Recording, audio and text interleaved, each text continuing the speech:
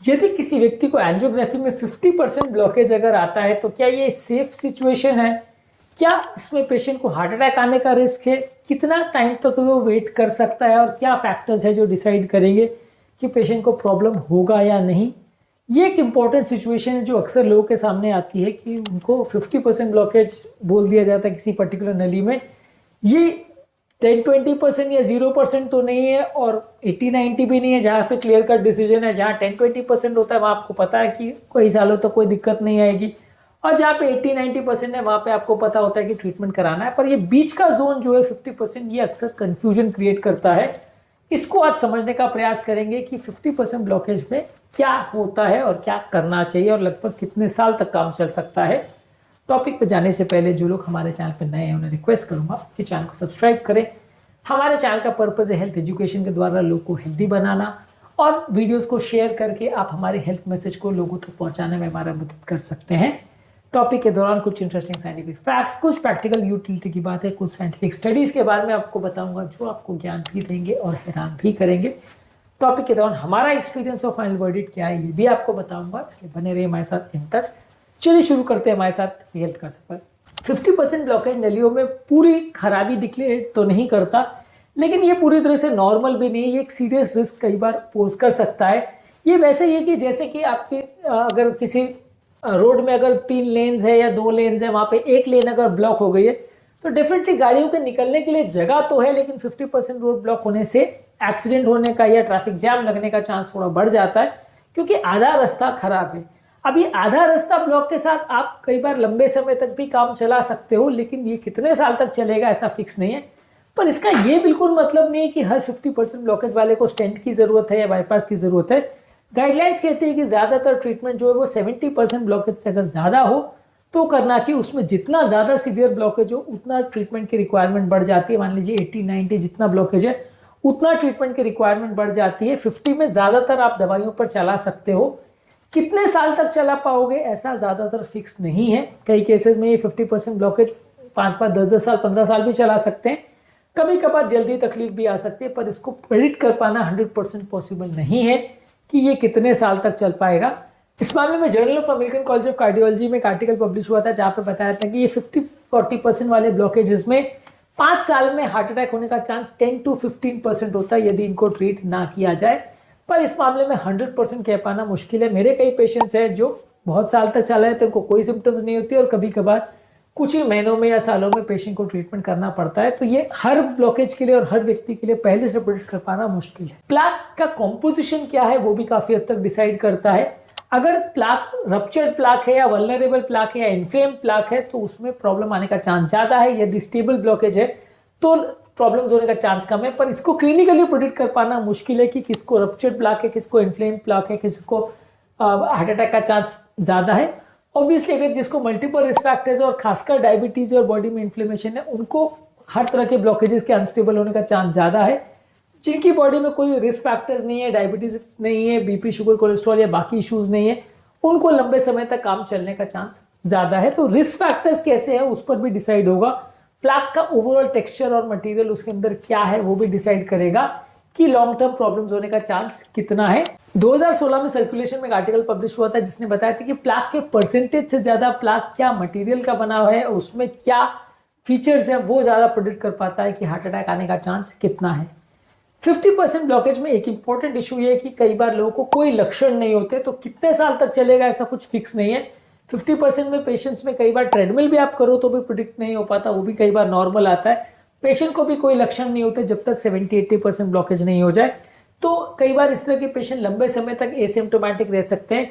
ये ब्लॉकेज बढ़ रहा है कि नहीं वो देखने के लिए आपको या तो आप हर साल रिपीट ट्रेडमिल कर सकते हो, ये देखने के लिए कि वो अगर क्रिटिकल आ रहा है या उसमें चेंजेस आ रहे हैं तो प्रेडिक्ट करेगा कि पेशेंट को प्रॉब्लम हो रही है और आपको एंजियो की जरूरत है। बार बार रेगुलर एंजियो करना इतना फीजिबल नहीं है। बार बार रेगुलर एंजियो आप करते हो तो हर बार जब आप एंजियो करते हो, खासकर इन्वेजिव एंजियो करते हो, तो नसें खराब होती है। तो इसलिए नॉर्मली मैं ये फॉलो करता हूँ कि अगर कोई पेशेंट स्टेबल है और कोई दिक्कत नहीं है तो हर साल ट्रेडमिल करो और हर 5 साल में सीटी एंजियो करो। उसमें अगर कुछ गड़बड़ आए तो रेगुलर एंजियो करो। बाकी अदरवाइज ऐसा फिक्स पैटर्न नहीं है और अलग अलग केस में स्ट्रैटेजी चेंज हो सकती है डिपेंडिंग ऑन द फैक्ट कि पेशेंट को कितना रिस्क फैक्टर है, कितने सिम्टम्स है और टीएमटी में या बाकी टेस्ट में क्या रिपोर्ट्स आ रही हैं। पेशेंट का पंप फंक्शन और बाकी चीज़ें स्टेबल रह रही है तो आप वेट कर सकते हो। स्टेबल नहीं रह रही तो फिर आपको एंजियो के लिए जाना पड़ सकता है।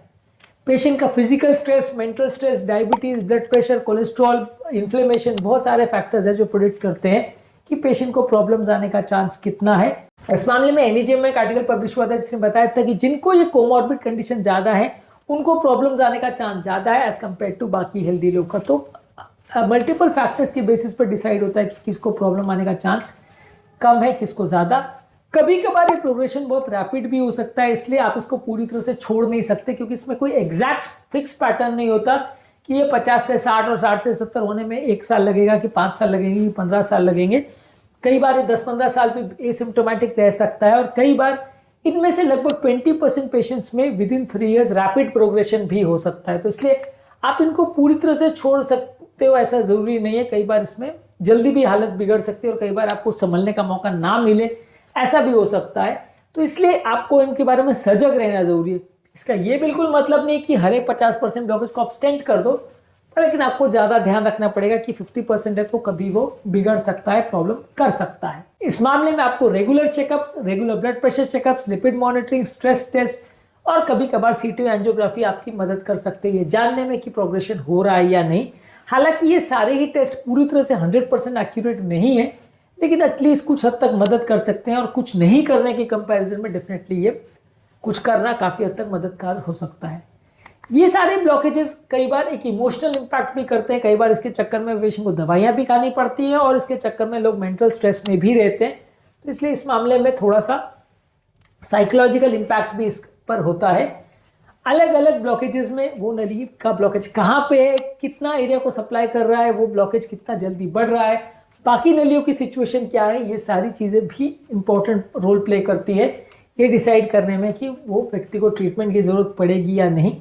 आपको पेशेंट के रिस्क फैक्टर्स को कंट्रोल करना है, जैसे कि बीपी को, डायबिटीज़ को, इन्फ्लेमेशन को, कोलेस्ट्रॉल को, सब चीज़ों को कंट्रोल करना है तो प्रॉब्लम्स होने का चांस कम रहेगा। इसके अलावा आपको रेगुलर चेकअप्स करते रहना ये देखने के लिए कि प्रॉब्लम्स बढ़ रही हैं कि नहीं, और प्रॉब्लम्स अगर बढ़े तो फिर ट्रीटमेंट की आवश्यकता पड़ सकती है।